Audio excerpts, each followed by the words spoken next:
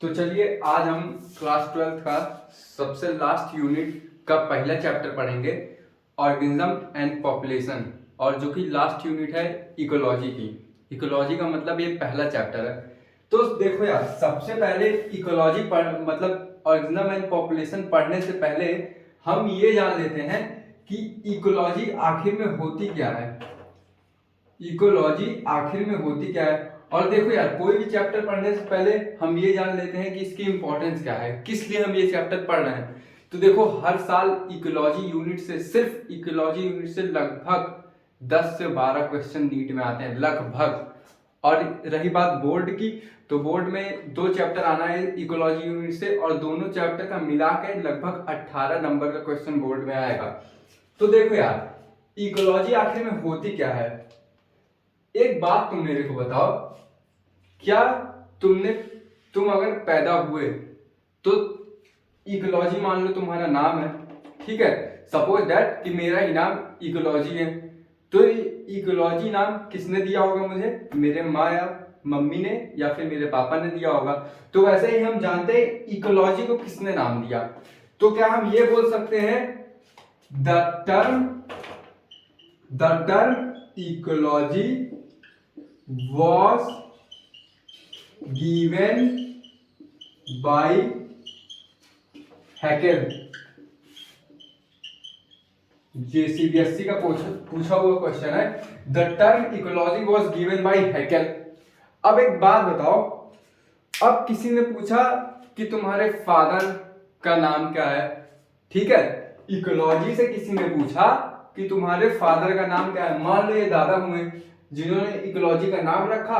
और याद रखना, ये टर्म इकोलॉजी जो हैकेल ने दिया है, और इसको डिस्क्राइब भी हैकेल ने किया है, इसको डिस्क्राइब भी हैकेल जी ने किया है। और देखो, ये तो मान लो तुम्हारे दादा हुए। अब इनसे पूछा गया इकोलॉजी से कि तुम्हारे पापा जी कौन है। तो इनके पापा जो हैं, अच्छा एक बात बताओ, तुम अपने पापा रॉन्ग टाइप के बनाओगे या राइट टाइप के पापा बनाओगे? राइट टाइप के बनाओगे कि नहीं? तो the father of ecology is writer. Right type के बनाओगे ना, ये ठीक है, writer. The father of ecology is writer. अब देखो, फिर उसके बाद हमारे इंडिया में the father of Indian ecology, क्या? The father of Indian ecology, अर्थात कि इंडिया की इकोलॉजी का कौन फादर है? तो इनके फादर हैं प्रोफेसर राम देव मिश्रा। कौन है इनके फादर? रामदेव मिश्रा, यानी कि मिश्रा जी इनके फादर हैं इंडिया में। तो एक बार मेरे साथ बोलो, the ecology term and describe by Haeckel. दूसरा, the father of ecology is writer, right type के बनाएंगे। And the father of Indian ecology is Ramdev Mishra. इतना समझ में आ गया? इतना पहले छाप लो, सब लोग छाप लिए ना, स्क्रीनशॉट ले लो यार। फिर उसके बाद हम इकोलॉजी जानते हैं कि इकोलॉजी आखिर में होती क्या है। देखो, अभी तो मैंने ये जाना कि इकोलॉजी किसने डिस्क्राइब किया, उसके फादर का क्या नाम था, इंडियन फादर का नाम क्या था। अब हम ये जानेंगे कि जो इकोलॉजी आखिर में होती क्या है। सबसे पहले देखो, कोई भी चीज पढ़ने से पहले ना बायोलॉजी में उसके नाम में पहले घुसा करो कि नाम हमारा कहना क्या जा रहा है। तो देखो, इको मतलब क्या होता है? होम होता है। अब होम कैसा? देखो, इकोलॉजी की बात हो रही है, तो इकोलॉजी मतलब अर्थ से रिलेटेड बात होगी। तो घर क्या होगा हमारा? अर्थ होगा। अब लॉजी मतलब क्या होता है? लॉजी मतलब कुछ नहीं, सिंपली मतलब स्टडी, किसी चीज की स्टडी करना ही लॉजी कहलाता है। अब इकोलॉजी क्या होगा? It is a branch of science that deal with the study of earth. इतना समझ में आया? It is a branch of science that deal with the study of earth. अब इकोलॉजी थोड़ा अच्छे से समझते हैं कि आखिर ये इकोलॉजी होती क्या है। अब तुम ऐसे समझो, मान लो ये कोई ऑर्गेनिज्म है, ये मान लो, let us suppose this is a organism, और एक ऑर्गेनिज्म यहाँ है, एक ऑर्गेनिज्म यहाँ है, और यहाँ पे एक हम ले रहे हैं इन्वायरमेंट। अर्थात हम ये कह सकते हैं इकोलॉजी मतलब कि ऑर्गेनिज्म के प्रति इंटरेक्शन कैसा है, या फिर ये वाले ऑर्गेनिज्म का इसके प्रति इंटरेक्शन कैसा है, या फिर हम ये कह सकते हैं कि ऑर्गेनिज्म का इन्वायरमेंट के प्रति इंटरेक्शन कैसा है, या फिर इन्वायरमेंट का ऑर्गेनिज्म के प्रति इंटरेक्शन कैसा। समझ में आ रहा है ना इकोलॉजी होती क्या। फील करो यार, जब तक बायोलॉजी फील नहीं करोगे तब तक मजा नहीं आएगा, रटने से कुछ नहीं होने वाला है। फिर ऑर्गेनिज्म का इन्वायरमेंट के प्रति क्या इंटरेक्शन है, मतलब कि सामंजस्य क्या है उसके बीच, दोनों के बीच इंटरेक्शन कैसा लगता है। फिर ऑर्गेनिज्म के प्रति इंटरेक्शन का। अब जरा इकोलॉजी को हम और डिटेल में समझते हैं कि आखिर ऑर्गेनिज्म के में और ऑर्गेनिज्म में इंटरेक्शन किस तरीके का हुआ। ठीक है, तो तुम ये समझो, मान लो कि हम लोग को क्या जरूरत रहती है रिस्पायरेशन के लिए, ऑक्सीजन जरूरत रहती है, और रिस्पायरेशन में इकलौता तरीका to produce energy in human body. Respiration के अलावा कोई भी ऐसा तरीका नहीं है जिसके द्वारा हम अपनी बॉडी में एनर्जी बना सके। तो देखो, ऑर्गेनिज्म मतलब सिंपली होता है लिविंग, कोई भी जीवित वस्तु। तो प्लांट एक जीवित वस्तु हुई कि नहीं, तो क्या हम ऐसा कह सकते हैं कि हम हुए, जैसे हम किस पे डिपेंड है, किसके पे डिपेंड है, प्लांट पे। प्लांट में क्या देती है, ऑक्सीजन देती है, और प्लांट किस में डिपेंड है, प्लांट भी एक ऑर्गेनिज्म है, वो भी लिविंग बीइंग है, वो हम पे डिपेंड रहते हैं क्योंकि हम उसको CO2 देते हैं, अल्टीमेटली वो CO2 वो फोटोसिंथेसिस में यूज करती है। तो यहाँ पे ये समझ में आ रहा है कि ऑर्गेनिज्म का ऑर्गेनिज्म के प्रति इंटरेक्शन कैसा हुआ। अब तुम एक बात बताओ, एक और एग्जांपल तुम लोग को देता हूं। मान लो हिरन है, हिरन घास पे डिपेंड रहती है, घास खाती है। अगर हम अल्टीमेटली घास को निकाल दें, मतलब घास हो ही ना, तो हिरन क्या खाएगी, कुछ नहीं खा पाएगी। और अगर हिरन कुछ नहीं खा पाएगी तो हिरन अल्टीमेटली सरवाइव नहीं कर पाएगी। तो हम क्या ये बोल सकते हैं कि हिरन जब तक घास नहीं खाएगी तब तक वो सरवाइव नहीं कर पाएगी। तो कहीं ना कहीं ऑर्गेनिज्म पे डिपेंड हो रहा है। अब देखो, ऑर्गेनिज्म इन्वायरमेंट में कैसे डिपेंड हो रहा है। सपोज दैट कि एक पोलर बियर है, पोलर बियर क्या हमारा राजस्थान में पाया जा सकता है, तुम खुद सोचो, पोलर बियर राजस्थान में पाया जा सकता है कि पोलर रीजन पे जा पाएगा। तो अल्टीमेटली हम ये कह सकते हैं कि जो पोलर बियर है वो सरवाइव नहीं कर पाएगा, और उसको जो है इन्वायरमेंट कहीं ना कहीं इफेक्ट करेगा, तभी वो पोलर रीजन पाया जा रहा है ना। अगर वो राजस्थान में भी पाया जाता तो सरवाइव कर लेता, तो हम बोलते हैं इन्वायरमेंट नहीं इफेक्ट कर रहा। लेकिन क्या यहाँ पे इन्वायरमेंट इफेक्ट कर रहा है, क्योंकि जो हमारा पोलर बियर है वो सिर्फ पोलर रीजन पे ही पाया जाएगा और कहीं नहीं पाया जाएगा। कहां पाया जाएगा, पोलर रीजन पे, नॉर्दर्न हेमिस्फीयर में, जो कि बाद में बताऊंगा। नॉर्दर्न हेमिस्फीयर में अच्छे से समझाऊंगा इस टॉपिक को कि कौन कहां पे पाया जाता है। तो अभी इतना जानो कि पोलर बियर नॉर्दर्न हेमिस्फीयर पे पाया जाएगा, हम पोल पे, लेकिन वो राजस्थान में नहीं पाया जाएगा। अब इसको एक और एग्जाम्पल समझते हैं कि इन्वायरमेंट कैसे हमारे ऑर्गेनिज्म पे प्रभाव डालती है। मैंगो, लगभग मैंगो सब जगह होता है। मान लो मैं सागर में हूं तो यहाँ पे भी मैंगो होगा, बनारस में हूं बनारस में भी मैंगो होगा, हर जगह मैंगो होगा। लेकिन जर्मनी और कनाडा में, ये एनसीईआरटी का एग्जांपल है, जर्मनी और कनाडा में मैंगो हो नहीं पाता। तो ये क्या बताना चाह रहा है कि ऑर्गेनिज्म वहां पे जो जर्मनी में, इसको मैं लिख रहा हूं, जो जर्मनी में या फिर कनाडा में जो हमारा ऑर्गेनिज्म होता, मतलब जो मैंगो होता है, वो अल्टीमेटली वहां पे ग्रो नहीं कर पाता।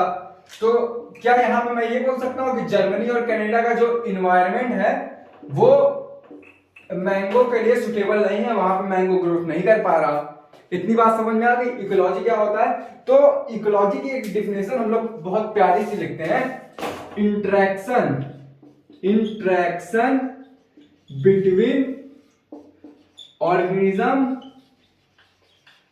and organism and environment is known as ecology। इतना समझ में आ गया, ये दिख रहा है कि नहीं सबको। इंटरेक्शन बिटवीन ऑर्गेनिज्म के बीच इंटरेक्शन, या फिर ऑर्गेनिज्म और इन्वायरमेंट के बीच इंटरेक्शन, उसी को हम कहते हैं इकोलॉजी। देखो मैं अभी बेस बता रहा हूं, अगर बेस स्ट्रांग रहेगा ना, अगर विजन तगड़ा रहेगा ना, तभी पढ़ने में मजा आएगा, वरना पढ़ने में मजा नहीं आएगा। फिर अब हम लोग क्या करते हैं, हायरार्की जानते हैं क्या होता है। हायरार्की हमने 11th में पढ़ा होगा चैप्टर नंबर 2 में पढ़ा होगा हमने हायरार्की, और वो पिछली साल क्लास 11 में डिलीटेड भी था आई थिंक, वो बाद में मतलब डिलीट कर दिया गया था। तो देखो हायरार्की क्या होती है। हायरार्की बोलने में बहुत ही अटपटा लग रहा है और काफी सुनने में मतलब इसका मतलब क्या होता होगा लगभग हम लोग कंफ्यूज हो जाते हैं। 11 में जो पढ़े होंगे उनका अभी तक नहीं क्लियर होगा कि हायरार्की असल में होती क्या है। तो देखो यार, हायरार्की जो होती है, हायरार्की मतलब किसी भी चीज का, कोई भी चीज बढ़ता हुआ क्रम या उसका घटता हुआ क्रम, उसी को हम क्या बोलेंगे, हायरार्की। एक बार मैं यहां पे लिख देता हूं, हायरार्की। हायरार्की होता क्या है, देखना अच्छे से, ascending and descending order of anything, चाहे वो ऑर्गेनिज्म हुआ, जैसे कि इलेक्ट्रॉन से लेके ऑर्गेनिज्म तक हम गए, वो भी असेंडिंग ऑर्डर हुआ। लेकिन अगर हम ऑर्गेनिज्म से लेके वापस आ गए अपने इलेक्ट्रॉन तक तो वो डिक्रीजिंग ऑर्डर हुआ, लेकिन वो भी हायरार्की हुआ। जैसे कि मोनिना, प्रोस्टा, फंजाई, एनिमेलिया, प्लांटी, ये कॉम्प्लेक्सिटी बढ़ती जा रही है तो इसी को हायरार्की बोलेंगे। हायरार्की मतलब एक तरीके से समझो कॉम्प्लेक्सिटी, कॉम्प्लेक्सिटी बढ़ती जा रही है स्टेप बाय स्टेप। जैसे कि मोनिरा, प्रोस्टा, फंजाई, एनिमेलिया जो होते हैं, मोनिरा हो गया, प्रोटिस्टा हो गया, फंजाई हो गया, एनिमेलिया हो गया, प्लांटी हो गया, इसमें जो है एक स्टेप बाय स्टेप हमारी हायरार्की बढ़ती जा रही है। और जैसे कि अब समझो जो पोरीफेरा होते हैं, पोरीफेरा, कॉर्निडेटा, सिलेंडेरा, टेरिडोफोरा, प्लेथेरियम, मेट्रियस, कैलेमंथी, एलिनीडा, ऑर्थोपोडा, मोलस्का, हेमिकॉर्डेटा, कॉर्डेटा, इसमें क्या हमारी कॉम्प्लेक्सिटी बढ़ रही है? हाँ, क्योंकि स्टार्टिंग में हमारे सेलुलर लेवल ऑफ डिवीजन होते हैं, लेकिन जैसे ही जैसे हम आगे बढ़ते हैं हमारा ऑर्गन टिश्यू बनता है, टिश्यू से ऑर्गन बनता है, ऑर्गन से ऑर्गन सिस्टम बनता है, और फिर उसके बाद कंप्लीटली एक ऑर्गेनिज्म बन जाता है।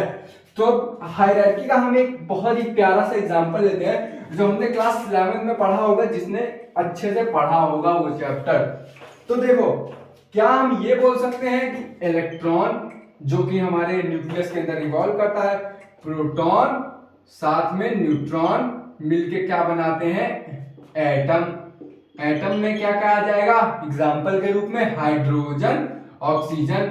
फिर हम क्या बोलेंगे कि जो हमारा एटम है वो मिलके हमारा क्या बना देगा? क्या बनाएगा? एटम मिलके क्या बनाता है? मॉलिक्यूल। तो हम ये बोल सकते हैं कि एटम मिलके मॉलिक्यूल बनाएगा, और मॉलिक्यूल में क्या?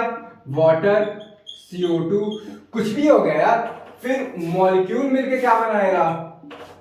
सेल ऑर्गेनेल बनाएगा। सेल ऑर्गेनेल मतलब क्या होता है? सोचो, सेल ऑर्गेनेल मतलब होगा माइटोकॉन्ड्रिया, माइटोकॉन्ड्रिया, क्लोरोप्लास्ट, ये सब हमारे क्या है? समझ गए ना? माइटोकॉन्ड्रिया, क्लोरोप्लास्ट हमारे सेल ऑर्गेनेल है। फिर ये सेल ऑर्गेनेल मिलके क्या बनाएगा? सेल ऑर्गेनेल मिलके बनाएगा सेल। ठीक है, इतना समझ में आया? फिर सेल मिलके क्या बनाएगा? सोचो, सेल मिलके हमारा वो यहां से, फिर मैं यहां कर रहा हूं, सेल मिलके क्या बनाएगा? टिश्यू। टिश्यू मिलके क्या बनाएगा हमारा? ऑर्गन। ऑर्गन मिलके क्या बनाएगा? Organ system. Organ system. अब एक बात बताओ मुझको, ये जो ऑर्गन सिस्टम है, क्या अगर हमारा सर्कुलेटरी सिस्टम है, सर्कुलेटरी सिस्टम में क्या क्या रहता है? हार्ट इन्वॉल्व रहता है, आर्टरीज, वेन्स इन्वॉल्व रहती है। तो क्या हम अगर आर्टरी को निकाल दें तो हमारा सर्कुलेटरी सिस्टम प्रॉपर वर्क कर पाएगा? नहीं कर पाएगा। तो तभी हम ऑर्गन के बाद ऑर्गेनिक सिस्टम पे आते हैं। फिर उसके बाद हमारा ऑर्गन सिस्टम से क्या बनता है? ऑर्गेनिज्म।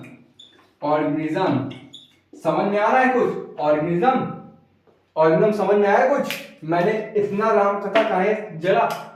ऑर्गेनिज्म मतलब तुम्हारा, अब आ गए हम चैप्टर पर। अब हमारा चैप्टर यहीं से शुरू होगा। अब देखो, ऑर्गेनिज्म मिलके क्या बनाएगा? सोचो, ऑर्गेनिज्म मिलके क्या बना सकता है? ऑर्गेनिज्म मिलके तुम्हारा बनाएगा पॉपुलेशन। ऑर्गेनिज्म मिलके तुम्हारा क्या बनाएगा? पॉपुलेशन।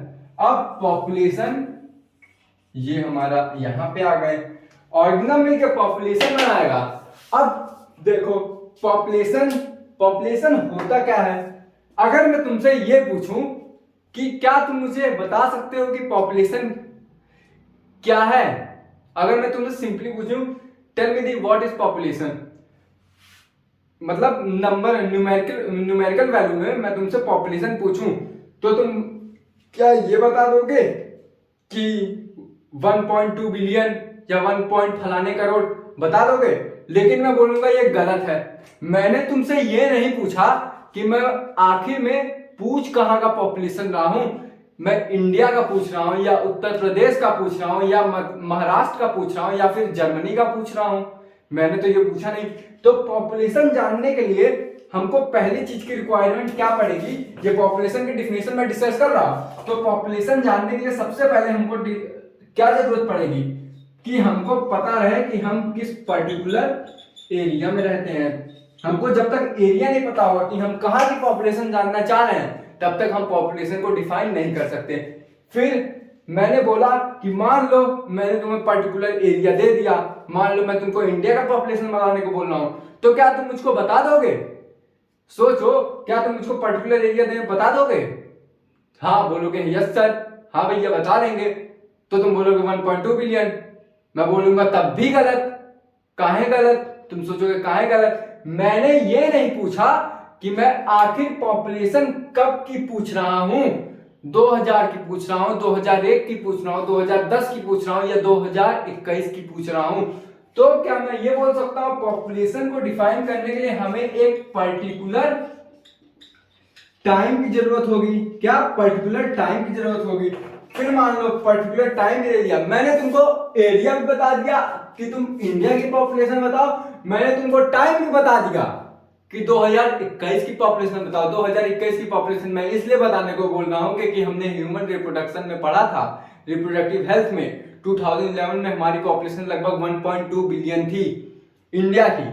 अब मैंने मान लो तुमको पॉपुलेशन भी दे दिया, फिर टाइम भी दे दिया कि तुम मुझे 2011 के बताओ, इंडिया के बताओ। क्या तुम तब भी बता पाओगे मुझको पॉपुलेशन?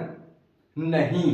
मैंने ये कब पूछा कि मैं इंसान की पॉपुलेशन पूछ रहा हूं कि कुकुर की पूछ रहा हूं या बिलार की पूछ रहा हूं, यानी कि डॉग या कैट या सांप की पूछ रहा हूं, मैंने किसकी पॉपुलेशन पूछी? तो क्या मैं ये बोल सकता हूं कि हमको पॉपुलेशन डिफाइन करने के लिए एक पर्टिकुलर स्पीसीज की नॉलेज रहनी चाहिए कि हम किसके बारे में पूछ रहे हैं, कौन सा स्पीसीज है, ह्यूमो सैपियंस है या फिर कैलिस फैमिलियारिस है या फिर कुछ भी हुआ, पैंथेरा टिग्रिस हुआ। तो देखो पॉपुलेशन को डिफाइन करने के लिए हमें पता होना चाहिए कि किस एरिया की बात कर रहे हैं, किस टाइम की बात कर रहे हैं, किस स्पीसीज की बात कर रहे हैं। तो क्या पॉपुलेशन को हम ऐसे डिफाइन कर सकते हैं कि population is a group of individual, एक ग्रुप ऑफ इंडिविजुअल है of a particular species living in a particular area at a given time। ये हमारी हो गई पॉपुलेशन की complete definition. Group of individual of a particular species, यानी कि कोई एक स्पीसीज। अगर हम हीमोसैपियंस ले रहे हैं तो हीमोसैपियंस की स्पीसीज लेंगे, पैंथेरा टिग्रिस की ले रहे हैं तो पैंथेरा टिग्रिस की स्पीसीज लेंगे।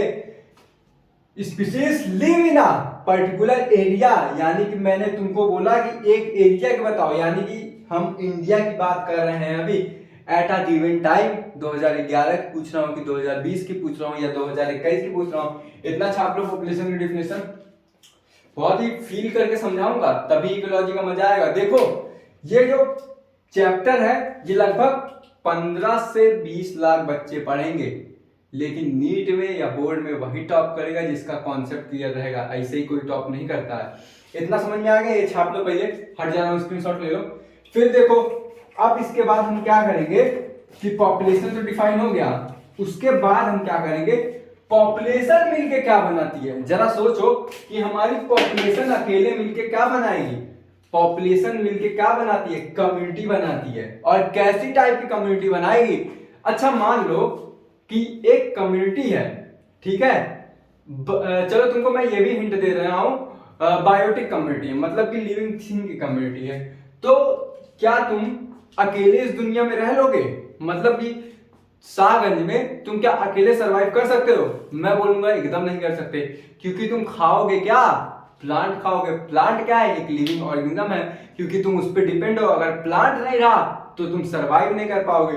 तो क्या मैं ये बोल सकता हूँ, ये जो हमारा पॉपुलेशन है वो कम्युनिटीज बनाता है, और उसमें से एक कम्युनिटी है बायोटिक कम्युनिटी हो गई। बायोटिक कम्युनिटी अर्थात ऐसी कम्युनिटी जिसमें हम एक दूसरे लिविंग से क्या करें? डिपेंड रहे। जैसे कि हम प्लांट पे डिपेंड रहे, क्योंकि प्लांट हमें फूड देगा। अब एक चीज बताओ, ये बायोटिक कम्युनिटी क्या अकेले सरवाइव कर सकती है इस पूरे दुनिया में? जरा सोचो कि बायोटिक कम्युनिटी अकेले सरवाइव कर सकती है? अच्छा एक बात बताओ, प्लांट कहाँ ग्रोथ करता है? सॉइल में, हवाइये में तो ग्रोथ करेगा नहीं। प्लांट को क्या चाहिए होता है? फोटोसिंथेसिस करके वो फूड बनाता है, तो उसको लाइट चाहिए होता है। टेम्परेचर किसको चाहिए होता है? टेम्परेचर हम ह्यूमन बॉडी को चाहिए होता है, क्योंकि उसी पे हमारा मेटाबॉलिक रिएक्शन सही से चलता है, एंजाइम प्रॉपर वर्क करता है। एंजाइम को प्रॉपर वर्क करने के लिए एक प्रॉपर टेम्परेचर चाहिए होता है। अब देखो, तो क्या मैं यहाँ पे ऐसे बोल सकता हूं कि यहाँ पे बायोटिक कम्युनिटी साथ में हमने ले लिया सॉइल को, फिर टेम्परेचर को, साथ में क्या लेंगे? सॉइल हो गया, टेम्परेचर हो गया, लाइट हो गया, और क्या जरूरत पड़ेगी प्लांट या ह्यूमन बीइंग को? वाटर की जरूरत पड़ेगी। तो क्या एक चीज बताओ, ये जो सारी चीजें मैंने लिखी हैं, इसको हम किसी एक कम्युनिटी में नहीं रख सकते हैं। कौन सी कम्युनिटी? एक बायोटिक कम्युनिटी। इसको हम एक बायोटिक कम्युनिटी में ले लिए। फिर देखो, बायोटिक कम्युनिटी हो गई, ए बायोटिक कम्युनिटी हो गई। अब ये पूरे को हम किस में लेंगे? इकोसिस्टम। समझ में आ रहा है? इस पूरे को हम लेंगे किसमें? इकोसिस्टम में। इकोसिस्टम में फील आ रहा है कि नहीं? हमारी ये चैप्टर ऑर्गेनिज्म से स्टार्ट हुआ और कहां तक आ गए?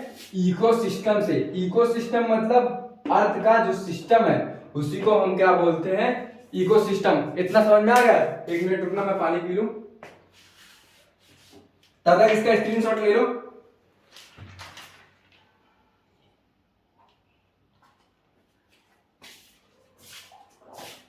अच्छा एक बात बताओ मुझको, देखो ये चैप्टर बहुत ही आसान चैप्टर है, तो भाई इस चैप्टर को पढ़ने के लिए टेंशन ना ले। समझ में आई? ये मेरी जिम्मेदारी है इस चैप्टर का हर एक कॉन्सेप्ट क्लियर करने की। तो the term ecosystem was given by Tansley, यानी कि टेंशन ना ले। समझ में आया? The term ecosystem was given by Tansley. इतना सब लोग छाप लिए कि नहीं? अब चलो, अब इसको मैं इरेज करके यहाँ इकोसिस्टम से मैं फिर से शुरू करता हूं। ठीक है, इतना छाप लो, फिर अब मैं इकोसिस्टम से फिर शुरू करता हूं। ठीक है, इकोसिस्टम से मैं फिर से शुरू करूंगा। वहां नीचे जो छोड़ा है ना इकोसिस्टम, अब उसी से फिर से शुरू करूंगा। अब देखो, इकोसिस्टम से मैं फिर से शुरू करूंगा। अब हमारा ये आ गया ecosystem. The term ecosystem was given by tension ना ले, यानी कि टेंसले। अब देखो, ये जो इकोसिस्टम हमारा क्या बनाएगा? एक बायोम बनाएगा। ये बायोम पहली बार सब लोग सुन रहे होंगे, तो बायोम में अच्छे समझो। एक चीज बताओ, मान लो मैं शाहगंज में हूं, ठीक है, और शाहगंज में पड़ रही है ठंडी या फिर गर्मी, मानो गर्मी से अच्छा समझोगे। मान लो शाहगंज में पड़ रही है गर्मी, तो अगर मैं तुमसे ये पूछूं कि मुझको जरा बनारस का इन्वायरमेंट बता दो या फिर क्लाइमेट बता दो कैसा है, तो बोलोगे लगभग शाहगंज के बराबर होगा। बोलोगे कि नहीं? लगभग शाहगंज के अप्रॉक्स बराबर होगा। अब मैं तुमसे पूछूं कानपुर का क्या होगा, तो तुम बोलोगे लगभग बराबर होगा। लेकिन अगर मैं तुमसे ये पूछूं कि तुम बताओ मुझको जम्मू का एटमॉस्फेयर कैसा होगा जब यहाँ पे गर्मी हो, तो अर्थात इसके कहने का ये मतलब है कि हमारे उत्तर प्रदेश का जो बायोम होगा वो अलग होगा। बायोम मतलब सिंपली होता है क्लाइमेट, और जो हमारा जम्मू एंड कश्मीर में वहां पे बायोम अलग होगा। तो बायोम को हम ऐसे डिफाइन कर सकते हैं कि डिफरेंट, ये डिफिनेशन कहीं पे मिलेगी नहीं, different climate at different places. इसको हम बायोम बोलते हैं। मतलब यहाँ का बायोम अलग रहेगा, वहां का बायोम अलग रहेगा। बायोम का सिंपली मतलब है क्लाइमेट, यहाँ का क्लाइमेट अलग, वहां का क्लाइमेट अलग। अच्छा एक बात बताओ मुझको, ये जो क्लाइमेट और वेदर में डिफरेंस तुम लोग जानते हो? क्लाइमेट और वेदर में देखो यार, क्लाइमेट क्या होता है, क्लाइमेट एक सीजनल चेंज होता है। मतलब कि समर वाला जो क्लाइमेट रहेगा समर में रहेगा, विंटर वाला जो क्लाइमेट रहेगा विंटर में रहेगा। लेकिन वेदर हर दिन चेंज होता है, याद रखना ये बहुत ही बड़ा डिफरेंस है। वेदर हर दिन चेंज होगा लेकिन क्लाइमेट नहीं चेंज होगा, क्लाइमेट सीजनल रहता है। अब इसके बाद बायोम के बाद हम कहाँ आएंगे? बायोम के बाद हम आ जाएंगे अपना बायोस्फीयर में। बायोम के बाद हम अपना कहाँ आएंगे? बायोस्फीयर में। बायोस्फीयर अर्थात कि ऐसा स्फीयर जहां पे लाइफ मौजूद हो उसी को बोलते हैं बायोस्फीयर। और वो लाइफ में तुम्हारा प्लांट भी हो सकते हैं, एनिमल भी हो सकते हैं, सब हो सकते हैं। प्लांट एनिमल कोई भी, लोअर प्लांट हायर प्लांट सब, वो तुम्हारे किस में आएंगे? बायोस्फीयर में। इतनी बातें सबको क्लियर हो गई? अब देखो हम क्या करेंगे कि हम थोड़ा पॉपुलेशन के एकदम अंदर तक जाएंगे, जिसका एनसीईआरटी ने बात किया है। ये हम चैप्टर में आ चुके हैं और पता भी नहीं लगा होगा, गारंटी है मेरी, जिसने वीडियो अच्छे से देखा होगा। अब थोड़ा हम क्या करते हैं, पॉपुलेशन का थोड़ा पोस्टमार्टम करते हैं।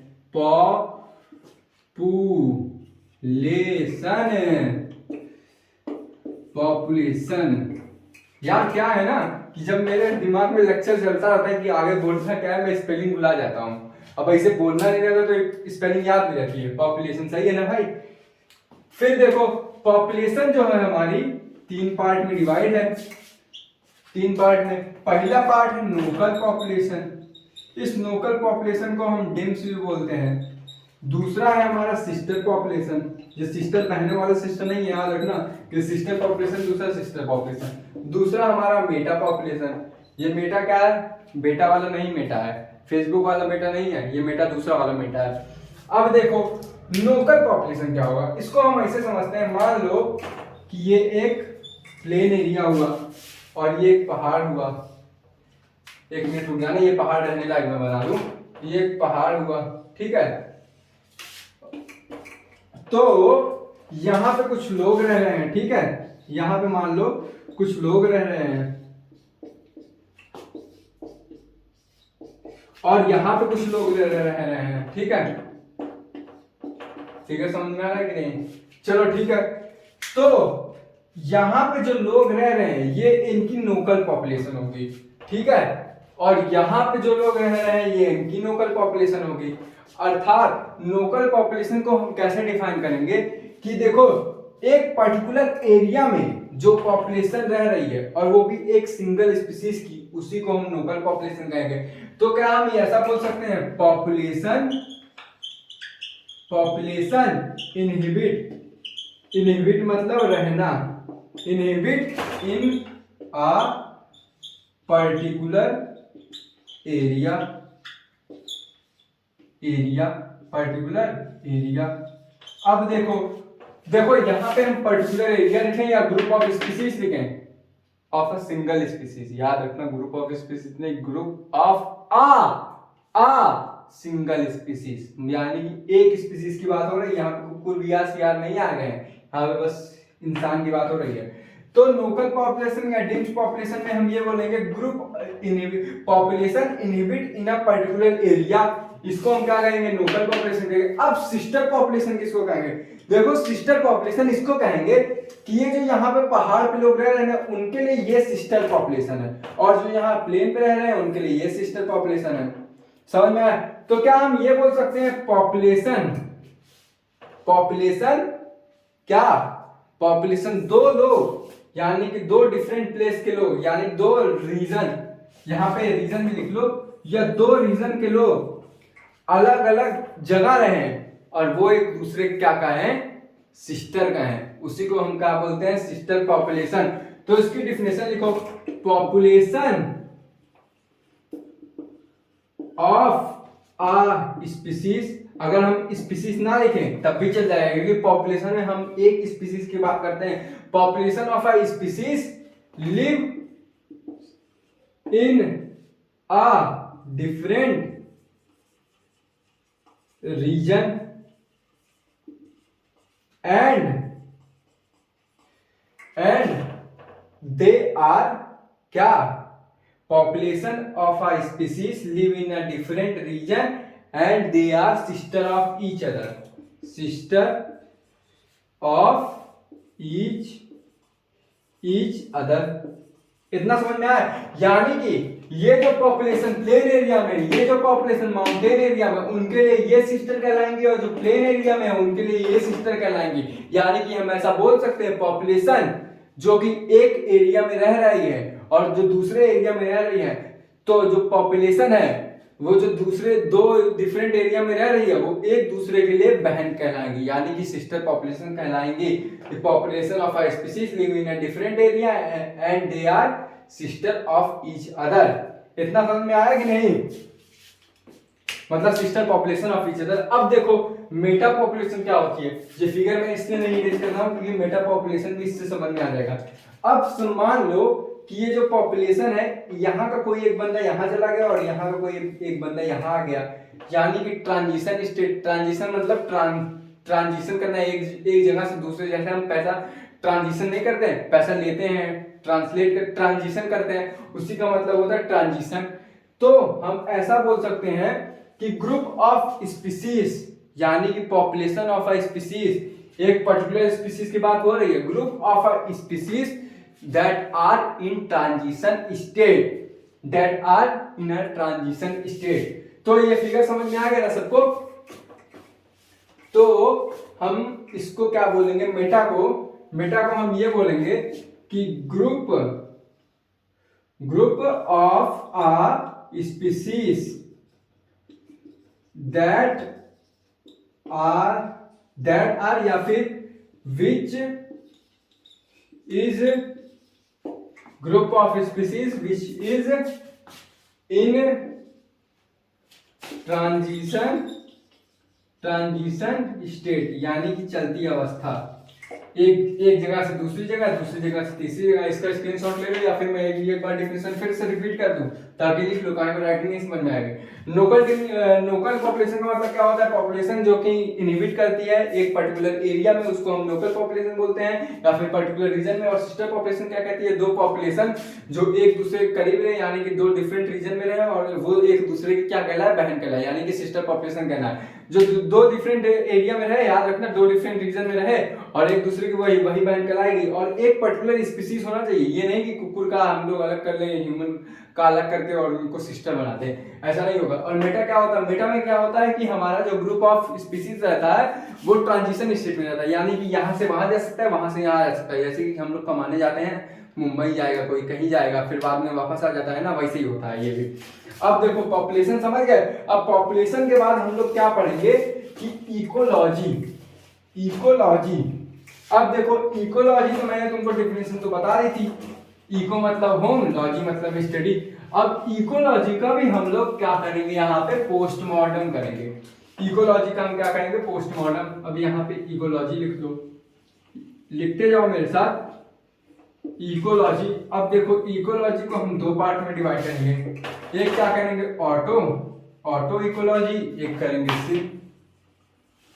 ऑटो मतलब एक होता है, सिन मतलब अनेक होता है। समझना ध्यान से, ऑटो मतलब एक होता है, सिन मतलब एक होता है। सिनगैमी पढ़े हो कि नहीं? सिनगैमी मतलब जो तुम्हारा sexual reproduction in flowering plant होता है, उसमें सिनगैमी में कार्बन अटैच रहते हैं। लेकिन ऑटोगैमी जो होता है या फिर एपोगैमी जो होता है, उसमें जो होते हैं अलग अलग रहते हैं। तो ऑटो मतलब एक होता है और सिन मतलब कई सारे होते हैं। तो इकोलॉजी में हम किसकी बात करते हैं, इकोलॉजी में हम रिलेशन की बात करते हैं ऑर्गेनिज्म का इन्वायरमेंट के प्रति, ठीक है, या फिर इन्वायरमेंट का ऑर्गेनिज्म के प्रति इंटरेक्शन की बात करते हैं कि नहीं। इकोलॉजी में मैंने क्या बताया था, ऑर्गेनिज्म का ऑर्गेनिज्म के प्रति इंटरेक्शन। तो इसमें जो होता है, ऑटो में मतलब एक होता है और सिन मतलब मेनी हो सकते हैं।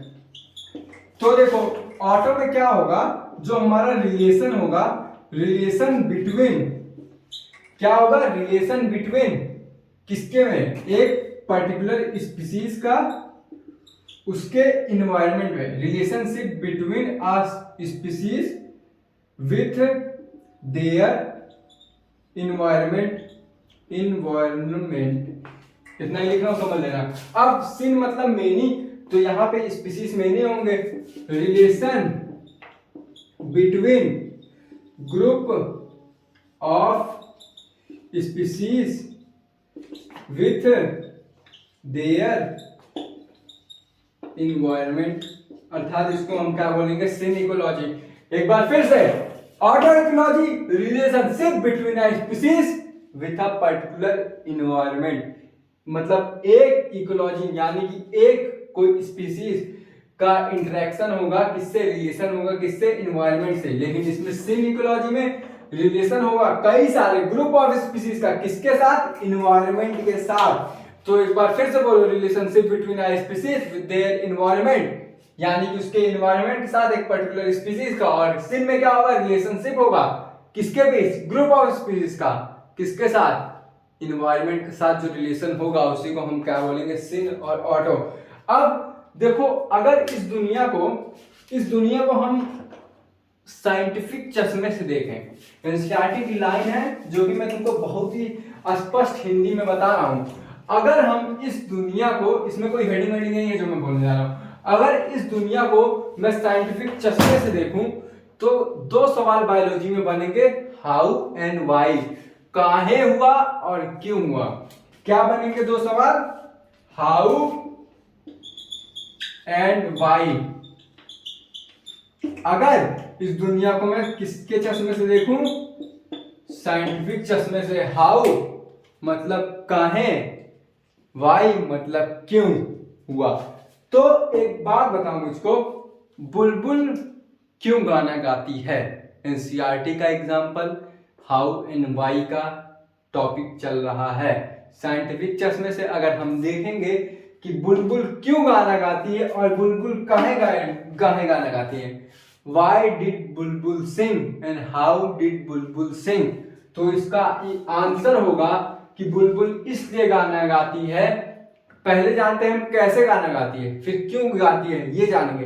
तो बुलबुल हमारी इस वजह से गाना गा पाती है। देखो, बुलबुल के बाद जैसे हमारे पास लैरिंग्स होता है, जो वॉइस बॉक्स होता है ना, तो बुलबुल के पास भी एक वॉइस बॉक्स होता है जिसमें एक वाइब्रेटिंग बोन रहती है। जैसे कि ये हमारा वॉइस बॉक्स हो गया, उसमें एक बोन हो गया, ठीक है। तो वहां पे जब बुलबुल गाना गाती है, यानी कि जब एयर अंदर लेगी या एयर बाहर छोड़ेगी, तो वो जो वाइब्रेटिंग बोन है ना, वो ऐसे ऐसे करने लगती है, ऐसे ऐसे करेगी, तो बुलबुल उसी से गाना गाने लगेगी।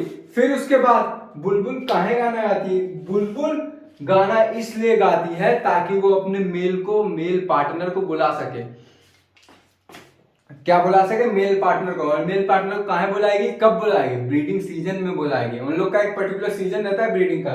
तो बुलबुल काहे गाना गाती है और कैसे गाना गाती है, बुलबुल सिंग with the help of voice box and vibrating bone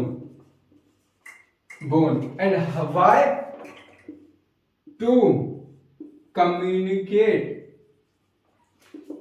with their partner for breeding, यानी कि वो अपने पार्टनर को कम्युनिकेट करती है ब्रीडिंग से। यहाँ पे with the help of voice box और वाइब्रेटिंग बोन के द्वारा बुलबुल सिंग करती है। और काहे सिंग करती है, क्योंकि वो कम्युनिकेट करना चाहती है अपने मेल पार्टनर के साथ। कौन से सीजन में, ब्रीडिंग सीजन में। इतना समझ में आ गया। फिर इसको और अच्छे से समझते हैं दूसरे एग्जांपल से। एक बात बताओ कि जो नाइट के फ्लावर होते हैं वो व्हाइट क्यों रहते हैं, सोचो, नाइट के फ्लावर व्हाइट क्यों रहते हैं। क्योंकि जो फ्लावर नाइट में मतलब खुलते हैं, जैसे कि चमेली का हो गया, वो व्हाइट रहता है तो नाइट में खुलता है ना, तो वो नाइट में क्यों खुलता है, क्योंकि देखो वो लोग दिन में तो खुलते नहीं, तो रात में वो लोग। और व्हाइट क्यों रहते हैं, पहले ये जानने की कोशिश करो कि वो व्हाइट क्यों रहते हैं। देखो, व्हाइट वो लोग इसलिए रहते हैं क्योंकि जैसे रात में तो अंधेरा रहता है, तो व्हाइट ही ऐसा रिफ्लेक्टर है जो रात में दिख सकता है। और कोई भी रिफ्लेक्टर जो कोई भी कलर हुआ तो रात में नहीं दिख सकता। चुड़ैल काहे व्हाइट कपड़ा पहनती है, काहे को चुड़ैल को देख लेते हैं हम लोग व्हाइट कपड़ों में, और कोनो कपड़ा पहन नहीं पाते, चुड़ैल के पास कपड़े कहाँ रहते सफेद के अलावा, ठीक है। तो देखो, जो हाउ में बुलबुल मतलब प्लांट है जो है, फ्लावर जो है, काहे व्हाइट रहता है, क्योंकि वो अपने पॉलिनेटर को बुलाता है, यानी कि जो रात में इंसेक्ट होते हैं ना, जिनको नेक्टर की या फिर जूस की जरूरत रहती है, महक के से अट्रैक्ट होते हैं और वो जाके जूस पीते हैं, तो उनके लिए वो वाइट होती है, क्योंकि वाइट अट्रैक्ट करता है रात में।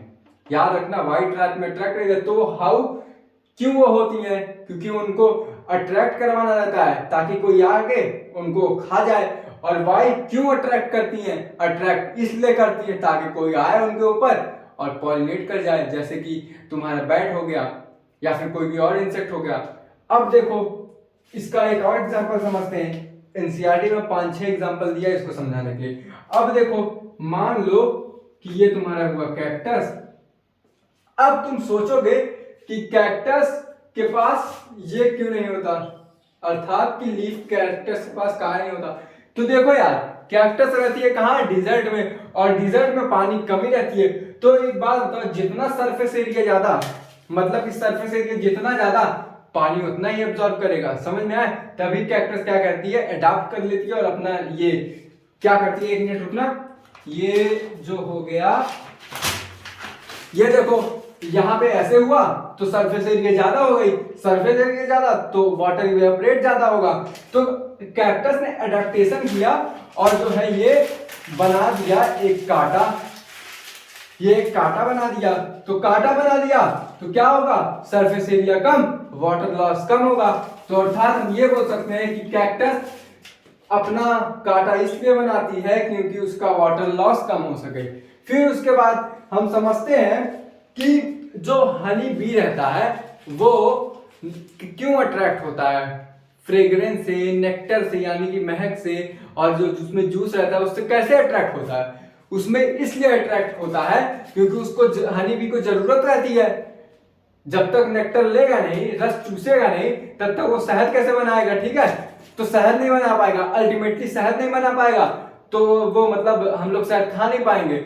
और जो प्लांट होती है काहे नेक्टर प्रोड्यूस करती है? क्योंकि वो हनी बी आएगा, वहां पे पॉलिनेशन करेगा, जैसा कि हमने sexual reproduction of flowering plant में पढ़ा था। जो बायोटिक फैक्टर में सबसे ज्यादा, बायोटिक पॉलिनेशन में सबसे ज्यादा हनी बी रिस्पॉन्सिबल रहती है। समझ में आया इतना? ज्यादा तेज होगा क्या ये हनी बी वाला? हनी बी वाला मतलब एक फ्लावर जो है वो नेक्टर और फ्रेग्रेंस रिलीज करती है ताकि वहां पे आए, हनी बी उसका रस चुए और उसको पॉलिनेट कर जाए। काहे और क्यों समझ में आ गया। फिर उसके बाद हम ये समझते हैं कि जो हमारा हैन रहता है, यानी कि मुर्गी, वो अपना माँ किसको मानता है, यानी कि मम्मी किसको मानता है? तो देखो यार, ये जो हुआ एक एग हुआ, ठीक है।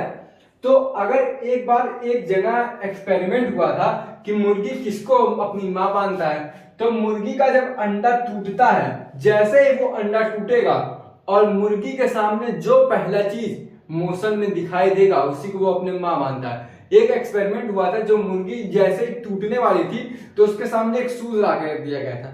तो उससे क्या हुआ कि जो मुर्गी का बच्चा है वो पूरी लाइफ उस शूज के पास अपना गुजार दिया, उसको अपनी माँ समझ के।